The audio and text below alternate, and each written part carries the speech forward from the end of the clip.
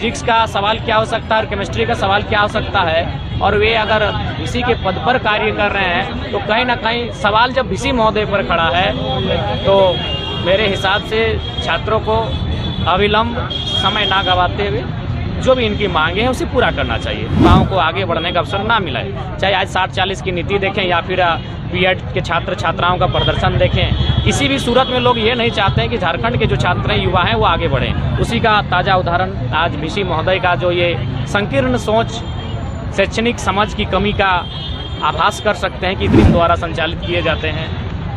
1200 के लमसम अभ्यर्थियों को, छात्र छात्राओं को फेल कर दिया गया है, और एक छोटी सी समाज जो व्यक्ति कम पढ़ा लिखा है वो भी इसमें आकलन कर सकता है। बीएड सेकेंड सेमेस्टर में 60% स्टूडेंट फेल। छात्रों ने शुरू किया आमरण अनशन, कॉलेज के गेट पर दिया धरना।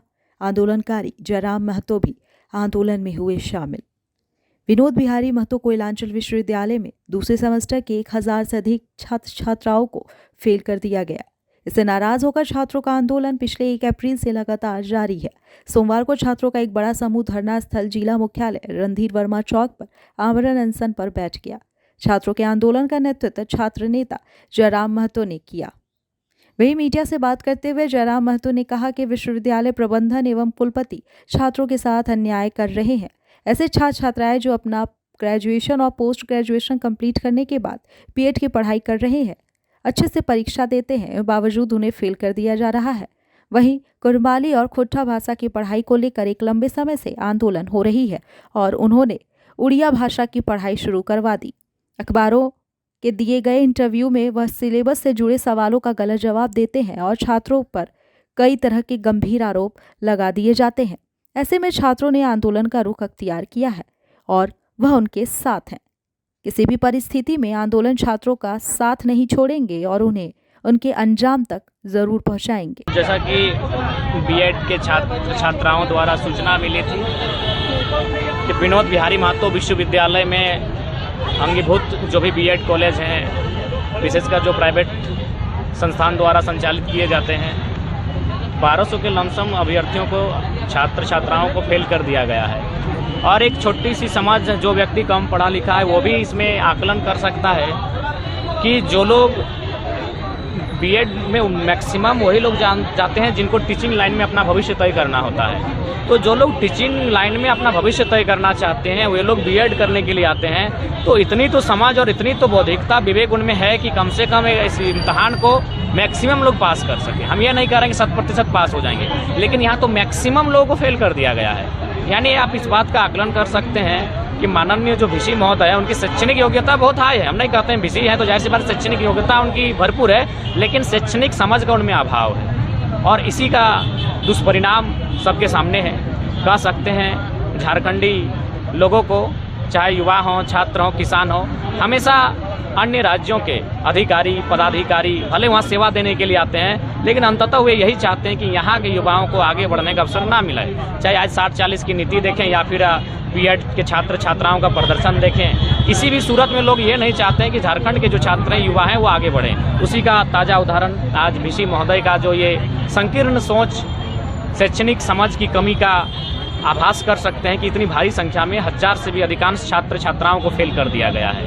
और इस बात का पुख्ता प्रमाण तब होता है जब ऐसी सूचना मिलती है कि जो पीओटी होता है, यानी कुछ महीने के लिए जो बीएड के अभ्यर्थी होते हैं वह किसी विद्यालय में जाकर अपना एक ट्रेनिंग के तौर पर कुछ महीना से पठन के कार्य सेवा देते हैं और इनको लगभग किसी को 40 किलोमीटर 50 किलोमीटर तक का दूरी तय करना पड़ रहा है। तो इससे आप इस बात का भी अंदाज़ा लगा सकते हैं, आकलन कर सकते हैं कि किस प्रकार वो पूर्वाग्रह की संकीर्ण मानसिकता से ग्रसित हैं कि 50 किलोमीटर की दूरी तय करके यदि वो पीओटी की कक्षाएं लेने के लिए जाते हैं तो इसका मतलब स्पष्ट है, वो यही चाहते हैं कि इन्हें परेशान करके इतना परेशान कर दिया जाए कि ये लोग अपने आप बीएड से तौबा कर लें।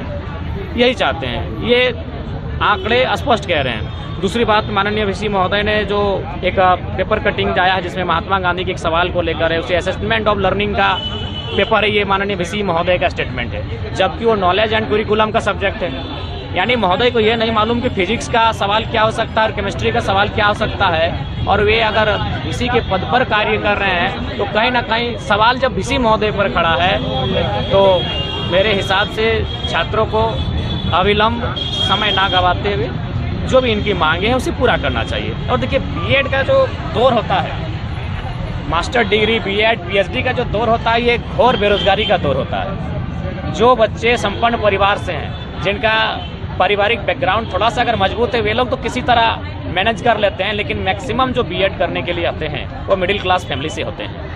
अगर वो मिडिल क्लास फैमिली से नहीं होते तो वो अन्य राज्यों में जाकर अन्य तकनीकी डिग्रियां को लेते हैं, जो माने समय के अनुसार उनको बहुत जल्द किसी रोजगार से जोड़ सके। यानी बीएड करने वाले जो मैक्सिमम छात्र छात्राएं होते हैं वो मिडिल क्लास फैमिली से होते हैं। और ऐसी परिस्थिति में एक बेरोजगारी का दंश झेलना, परिवार की उम्मीदों पर खड़ा उतरने का एक प्रयास, समाज के बहुत सारे दायरे उनको पार करते, उनको लांघते हुए विश्वविद्यालय तक पहुंचती हैं। विशेषकर बालिकाओं भी बहुत भारी संख्या में उन्हें फेल कर दिया गया है। और हम जिस गांव से आते हैं वहाँ बहुत कम कंडीशन ऐसा होता है कि बालिकाएं मास्टर डिग्री, ग्रेजुएशन, पीएचडी तक, बीएड तक पहुंच पाती हैं। सामाजिक दायरा होता है, सामाजिक लांछन होता है, परिवार का एक माने आरोप प्रत्यारोप, उसके बावजूद अगर वो यहाँ तक आई है। और ये देश में एक नारा चलता है माननीय प्रधानमंत्री के माध्यम से, बेटी बचाओ बेटी पढ़ाओ। और अगर बेटी को इस प्रकार फेल कर दिया जाएगा तो ना बेटी बच पाएगी ना बेटी पढ़ पाएगी। तो इसलिए गंभीर विषय है। माननीय वीसी महोदय को इस पर अपने हृदय को, अगर उन्हें किसी लाभ बस, किसी प्रतिकार बस, किसी माने दुर्भाग्रह बस अगर ऐसा कार्य किया है, ऐसा कृत्य किया है, तो उनसे विशेष अपील होगी, क्योंकि वो जिस पद पर हैं उस पद की गरिमा है, शालीनता उस पद की गरिमा है।